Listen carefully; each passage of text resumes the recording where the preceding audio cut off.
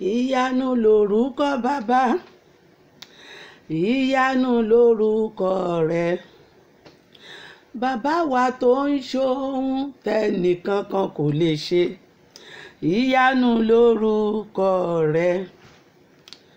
Òun ni Ọlọ́run tó ń gbé ní ga, kò tún sẹ́lòmíì. Ìgbéga ò tí ì la ọ̀run tàbí ìwọ̀ oòrùn wá.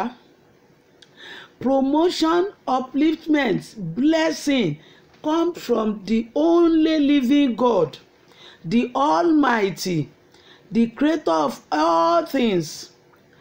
Oh, the Spirit spoke through Apostle Paul. He said, we are blessed with all the spiritual gifts, the spiritual blessing in the heavenlies. Hallelujah.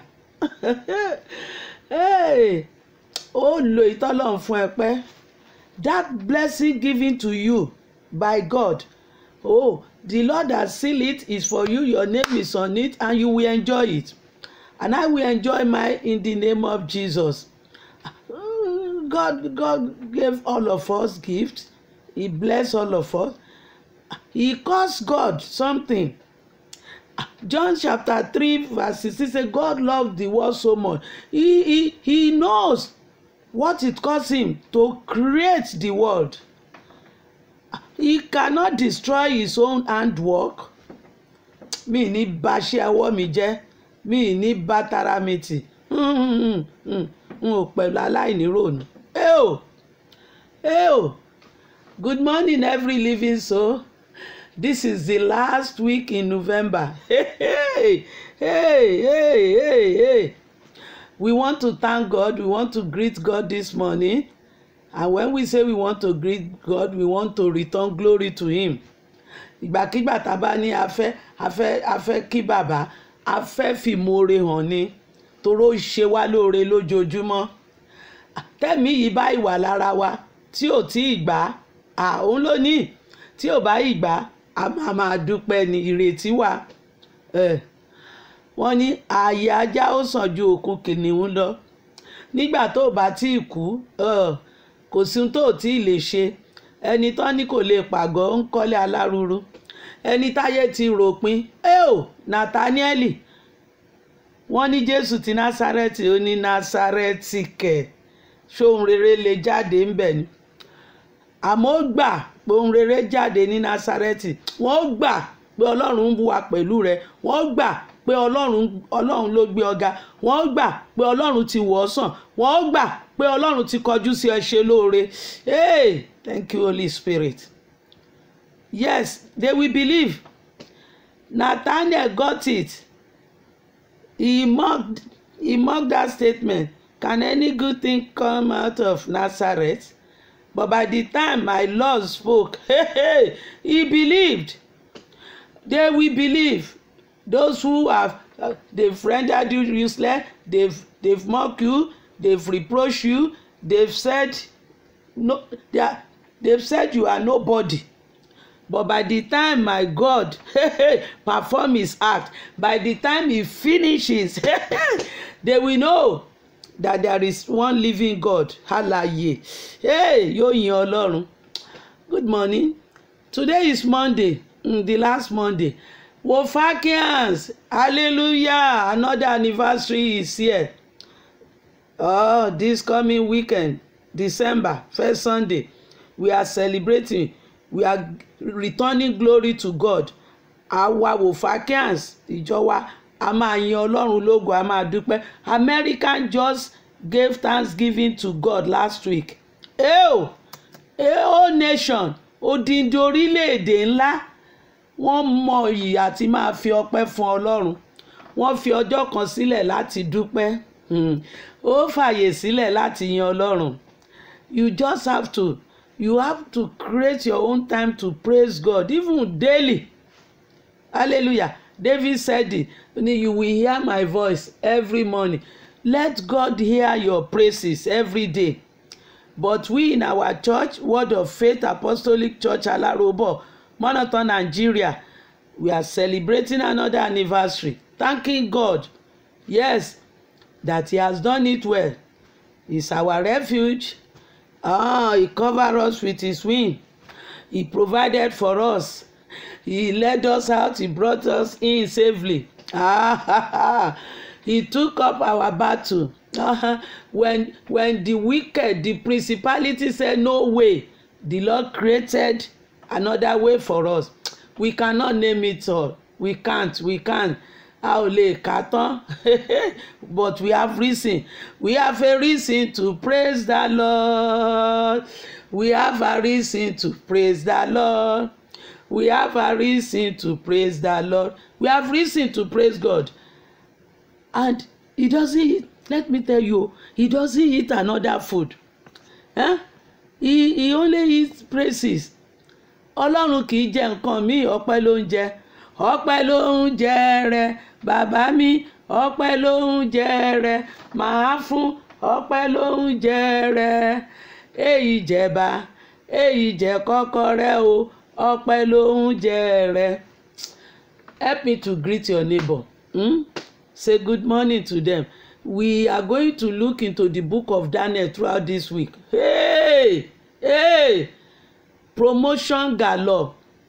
They have been serving God behind the door. They have been fasting without anybody recognizing. They have been praying. They have been faithful to their God. They have been steady in their faith work. Amen. But promotion time came. Thank God I have been to school. I have not seen students who don't do exam and he's just promoted to another class. We have double promotion. I know. I received it before. Hallelujah. Hey! We are good. Today is Monday and we are in the book of Daniel chapter 2 verse 17 to 19, 21, and also if you read verse 23. Hallelujah. Even chapter 3. Prophet Obadiah, only one channel, only one book for him. And if you look at verse 16, he says, whatever you do to another person, the Lord will make sure that thing is done back to you. And that's why we are encouraging ourselves to keep doing good. But this time, whatever you do to God or in the name of God, you will get the reward back, the harvest back. Jeremiah said, those who trust in the Lord, those who call upon the name of the Lord, those who obey the word of the Lord, those who carry out the word of God. He said they will be like tree planted by the seaside. And every month they will be bringing out fruit. Promotion, that's increase every month. You will never finish one before another one comes in. Praise the Lord.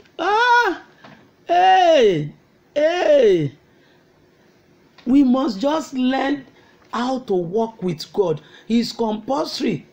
And those of us who have been working with God from January, I'm saying it, this month of November is your month of harvest. It's not finished until it is finished. Except you don't believe or you don't agree. You are getting good things, glory. Better position is ahead of you. Better glory ahead of you. You are getting it. Help me greet your neighbor so that they can partake in this breakfast. Jesus, after his resurrection, Peter said, I'm going, the master that we rely on is gone. I'm going back for fishing. Others say, we will go with you. Follow. And Jesus stood at the shore and said, hello, sons. Bring fish. But they said, we have nothing. Say, okay, come and eat. I have. If you don't have, I have. God he have what you need. Ọlọ́run ní ohun gbogbo tá a ní, all blessing, all blessing gbogbo ìbùkún tá a fẹ́, ìṣẹ́gun ni o, ìgbéga ni o, ọmọ ni o, ìyàwó ni o, ọkọ ni o, iṣẹ́ ni o, àánú, gbogbo ohun tó fẹ́ pátá Ọlọ́run ní lọ́wọ́. Tó bá sì ṣí fèrèsé ọ̀run yóò rọ̀jò ẹ̀ lé ẹ lórí. Ẹ wo bó ṣe ṣe fún Kọ̀nílíù, ó lówó, ó níyàwó, ó bímọ, ó ní ipò, ó lọ́lá, ṣùgbọ́n kò kọ́kọ́ fún Ọlọ́run tí ẹ̀ wá fún. Ibẹ̀ kọ́ là ń lọ lénìí. A fẹ́ lọ kí bàbá yẹn, a fẹ́ lọ dúpẹ́ lọ́wọ́ ẹ̀, a fẹ́ lọ dúpẹ́ lọ́wọ́ ẹ̀. Dáníẹ́lì àti àwọn ọ̀rẹ́ ẹ̀ mẹ́ta tán ti ń sin Ọlọ́run wọn, wọ́n ń sìn ní kọ̀rọ̀ nínú yàrá wọn, wọ́n ń sìn, wọ́n ń gbéga, wọ́n ń gbàdúrà, wọ́n ń bá Ọlọ́run sọ̀rọ̀, wọn ò yan Ọlọ́run nípọ̀sí. Ọjọ́ ìdánwò wá dé tí wọ́n ó lè lọ Ọlọ́run. Ọjọ́ kan wà tó lè lọ Ọlọ́run. There is a day that you will need God, no matter how little place you are. One day you will need God, I'm telling you. Even if it is the last day on this earth, you will need God. And it's better you know him from now, so that Jesus said, my own sheep hear my voice, so that he will know you, he will hear your voice. He won't say, I don't know you, who are you, get out. Are you ready? We want to praise the Lord. We want to praise the Lord. Let's praise him. Who answer our prayer? They call him when temptation, when the king said, I will kill all of you if you fail to tell me what I want. They call on God and he answer, and he's still answering us. Is he answering us? If America, if they gave Thanksgiving to God last week, and we, Word of Faith, this coming weekend, we are giving God Thanksgiving, yafun yafun, because God is our strength. In fact, that is our team. Òun lágbára ẹ̀mí wa, Olúwa ní agbára ẹ̀mí mi o, kò sáyà kankan tí ó fò wá, kò sí, no matter the storm, we are coming out. Are you ready? Ṣé ẹ ṣe tán? Hallelujah, òpin oṣù la wà yìí, wá kí hallelujah mẹ́ta sí Ọlọ́run. Ó wá bẹ̀rẹ̀ sí ní dúpẹ́ oore, ó dúpẹ́ ẹ̀mí rẹ tó wà láyé. Ẹni tó bá ní ẹ̀mí ó nírètí. You will shout 3 hallelujah and you will start praising God. Let's go. Hallelujah, hallelujah, hallelujah. Lord, we say thank you, thank you, thank you, thank you, thank you, thank you. We cannot thank you enough, Father. Hey, whenever we count our blessing, count your blessing and see what the Lord has done. Whenever we count our blessing, Father, we realize that we owe you thanksgiving. We owe you praises. Therefore, we praise you, Lord. We praise you, Lord. We praise you, Lord. Thank you for everything. David said, if I start to name them, time will go. We cannot name them all. But we say thank you, Father. Thank you for Word of Faith. Thank you for the people you are using there. Thank you for Papa Omole. Thank you for Papa Adebayo. We say thank you. Thank you for Yahweh. Thank you for all the members. All of them. Hey, thank you, Father. Thank you, Father. Thank you for mercy you are showing. Thank you for favoring. Thank you for the blood of Jesus on them. We say thank you, Baba. Adúpẹ́ lórí gbogbo àwọn tó dúró tẹ́ dì mú yẹ̀yìn ni, ẹ̀yin lẹ dì wọ́n mú. Adúpẹ́ àánú tó ń rí gbà. Adúpẹ́ ẹ̀jẹ̀ yín, ẹ̀jẹ̀ Jésù tó ń fọhùn lórí wọn. Adúpẹ́ bẹ́ẹ̀ ṣe ń bá àwọn tó wà ń bẹ̀ ṣe, àwọn ìránṣẹ́ Ọlọ́run, Pastor Omole, Pastor Adébáyọ̀, ayìyìn Ọlọ́run, ògo. We say thank you. Thank you, thank you, Lord. Accept our thanks in Jesus' name. Olúwa kó gba ọpẹ́ rẹ. À ń lọ gbàdúrà. Hallelujah. À ń lọ gbàdúrà. Àdúrà wa ti gbà. Ṣàbáwa náà kọ́.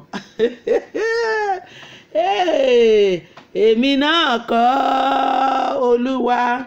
Èmi náà kọ́ Olúwa. Èmi kọ́. Ọpẹ́lọpẹ́ Ọlọ́run. Let's go and thank God. Daniel chapter prayer. Daniel chapter 2 verse 18. Daniel said, they let us go and ask for mercy. That's what he told his friend. Hello, mommy, you must ask for mercy for your children, for everything you desire. Àánú, a ò pé ta ni ò lẹ́ṣẹ̀ nù wa, ṣùgbọ́n àánú là ń rí gbà. Apostle Paul ló fẹ́ràn kó máa sọ pé by his grace, pé nípa oore ọ̀fẹ́ rẹ̀ ni mo fi jẹ́ ohun tí mo jẹ́. Oore ọ̀fẹ́ rẹ̀ ló gbà mí là. Oore ọ̀fẹ́ bàbá ló mú mi wà láàyè. Tí kò bá sí torí ọ̀fẹ́ rẹ̀ ń bá ṣe gbé o pátápátá. If not for his grace, the wicked world, the principalities, the witchcraft, how they could have done worse. Ó lọ béèrè fún àánú. Olúwa jẹ́ n rí àánú gbà lórí nǹkan báyìí, jẹ́ n rí àánú gbà. Lord, show mercy. Let me receive mercy on this case. Show me mercy on this issue. Show me mercy. Let me receive mercy. Let me see your action, your act in my life. Take dominion. Let reign in my life. If it's raining there, Satan cannot reign there. Reign in my business. Today is Monday. Reign in my business, Lord. I allow you, take control. Hey, show me mercy. With mercy, let us pray. In Jesus' name. Father, we are asking for mercy. We are not perfect. We are not clean. We are not claiming that we are good, but we need your mercy. Oh, be merciful to us, Father. Be merciful to us. Be merciful to us in our businesses, in our careers, in our education, in our field, in different area, in the market. Be merciful to us, oh Lord. Be merciful to us. Open door for those who the wicked one have closed down to. Open door. Set free, oh Lord. With mercy, Lord, arise and set your people free. Those that people have chained their hand, Father, loose the chain in the name of Jesus. Break the chain, break the padlock. Break it with mercy, O Lord. Set your people free in the name of Jesus. And in our church, we are returning all glory to you for all you have been doing. For you have done great things in the church. You've done great things. You've been with them. Father, Lord, accept our thanks, O Lord. Accept our thanks, O Lord. Accept our thanks, O Lord. And do more, O Lord. Do more great things. Even this week, O Lord, let us see your hand. Let us see that everlasting hand, O Lord. In Jesus' name, amen. Amen and hallelujah. Amen and hallelujah. Praise the Lord. You will receive mercy. Your children, wherever they are under this sun, they will receive mercy. Ó ra àánú gbà. Contract yẹn ó ra àánú gbà. Interview yẹn ó ra àánú gbà. You going for interview, favor of God will follow you. Mercy of God will be there. Hey, the power in the blood of Jesus will speak through you, and they will listen to you, and they will agree with you in the name of Jesus. You are going to the market. You are not going alone. As long as you two, you are talking, you have prayed. We are praying this morning. You just don't go out to meet wolves. You have handed everything over to Jesus Christ. You've settled with Trinity before you go out. You are a winner already. You are an overcomer already. Hey, Revelation 12:11 says, by the blood of Jesus and our testimony. Let's go and pick one or two things.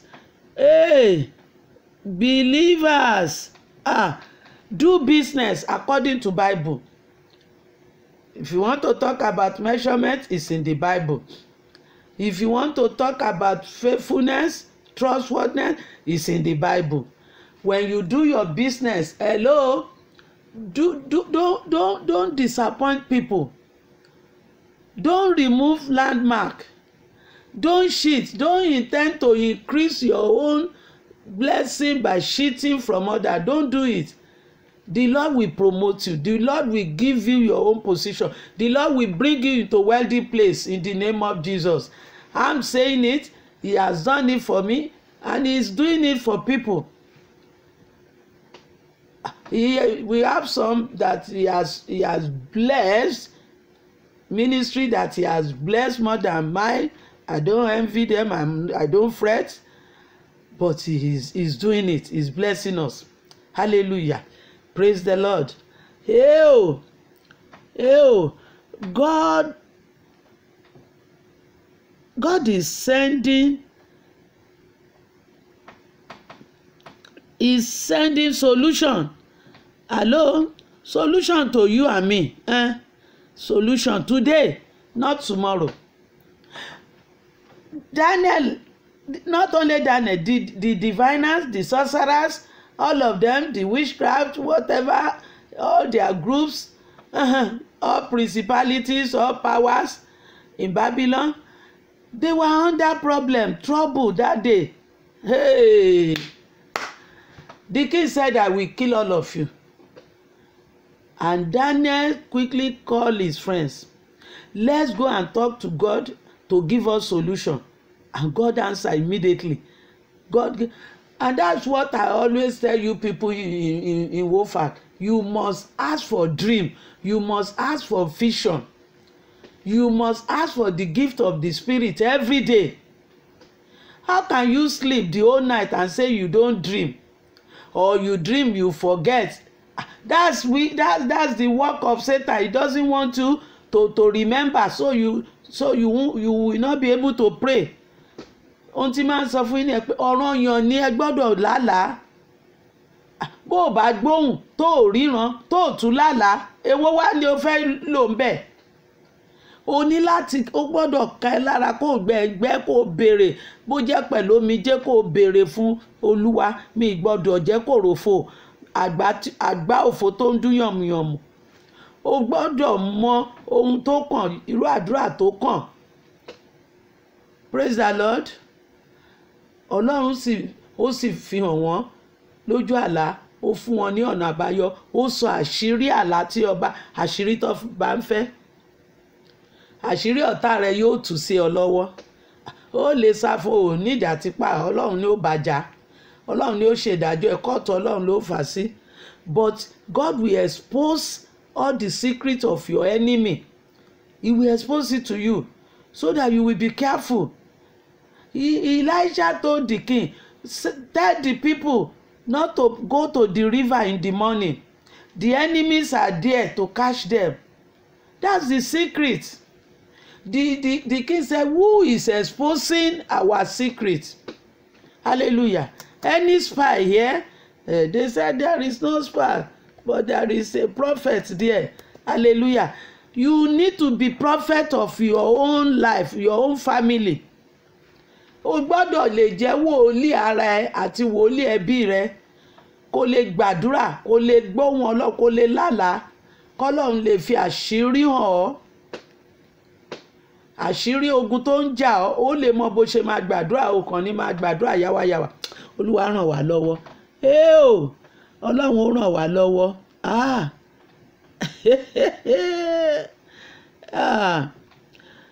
The prayer was very simple. Lord, show us mercy. Give us the secret that the king needs. Simple prayer. Don't let us die like Belial, like uncircumcised, like unbeliever. Olúwa tètè fàṣírí hàn wá, má jẹ́ a kú pẹ̀lú àwọn kèfèrí. Jésù, thank you Father, thank you Holy Spirit. Ò ní bá wọn kúkú wọ̀ọ̀wọ̀. Lórúkọ Jésù ni mo sọ. Ó sì ní kú sípò mo ṣe. Ọlọ́run dá wọn lóhùn, Ọlọ́run yóò dáhùn. Ọlọ́run ó dáhùn. Dáníẹ́lì ó fi ìgboyà lọ láàárọ̀ ọjọ́ kejì, ó dúró níwájú ọba, ó dúró níwájú àwọn ọ̀tá rẹ̀ sọ̀rọ̀. Àwọn tó ti sọ pé ò jẹ́ nǹkan kan yẹn, fúnra wọn ni wọ́n tẹríba.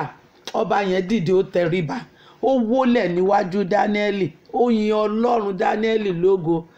Wọ́n ti pàṣẹ mi gbólúwa ga, wọ́n ti pàṣẹ rẹ̀ gbólúwa ga. Apostle Paul sọ bẹ́ẹ̀ o, ó sọ bẹ́ẹ̀ o. nínú ìwé Kọ́ríńtì yẹn ó sọ bẹ́ẹ̀ o ó ní wọ́n sì ti pa tẹ̀mí, ó ní because of me they praise God. a lọ gbàdúrà wọ́n bá gbé wọn, ọba bá ní kán gbé wọn ga lẹ́sẹ̀kẹsẹ̀. wọ́n bá gbé Dáníẹ́lì ga. Dáníẹ́lì ní kì í ṣe mí nìkan, ó kọ̀ wọ́n mẹ́ta yìí, wọ́n tún gbé wọn ga, wọ́n fi wọ́n jẹ baálẹ̀ ní gbèríko. Ọlọ́run ó gbé ọ̀gá, iṣẹ́ yẹn ó ga, iṣẹ́ rẹ ló dagun náà wá ń ṣe yẹ̀yẹ́. Wòlíì Míkà ó ní ẹ má yọ̀ mí ọ̀tá mi, bí mo bá ṣubú lẹ́ẹ̀méje n ó dìde. Ọlọ́run ó gbé iṣẹ́ yẹn dìde, Ọlọ́run ó gbé dìde. àìmọye irú ẹ̀ àkókò ni ò sí, máa fún ẹ ní àpẹẹrẹ tí ò sì ní ṣubú mọ́ láé. ìgbéyàwó yẹn yóò dìde. ọkọ tún mi gbé arábìnrin kan 17 years ni Sátánì ti pín wọn níyà, ọkọ sì tún gbé. ọkọ kan náà ni kì í ṣe mí. ọmọ yẹn ó padà lórúkọ Jésù. ọmọ yẹn tí táwọn tẹ́mi burúkú ti darí ẹ̀ sígbó yóò padà lórúkọ Jésù. ẹ bá mo nínàkínà padà. ẹ já gbàdúrà. Promotion is coming. I'm telling you, it's coming. The Lord will lift your business up. That business that has collapsed. Why don't you call on God? Daniel and the 3 Hebrews, they call on God. They prayed, and God give them solution. He give them answer. He exposed the secrets they needed. Call on God today, and God will restore. He's God of restoration. Heavenly Father, we say thank you. We say thank you. We say thank you. As we are rejoicing this week, our revival will start from Wednesday. As we are dancing, praising you, thanking you for everything, every step, every little and big blessing, miracle that you have done this year. Lord, open heaven unto your people and bless them. Bless them as you have never blessed them before, in the name of Jesus. Let the rain fall, O Lord. You are the rain maker. Let the rain fall. Let the rain fall, Father, in the name of Jesus. And I'm praying for every soul, O Lord, wherever they are. Wherever they have opportunity to listen to this channel, I'm praying for them. Rain will fall. Heaven will open. The everlasting arm of God will lift you up. That business is being restored in the name of Jesus. That marriage is being restored in the name of Jesus. That child is the angel will order his step and bring him or her back home in the name of Jesus. Thank you, Father. In Jesus' name, amen. Amen and hallelujah. I love you. I love you.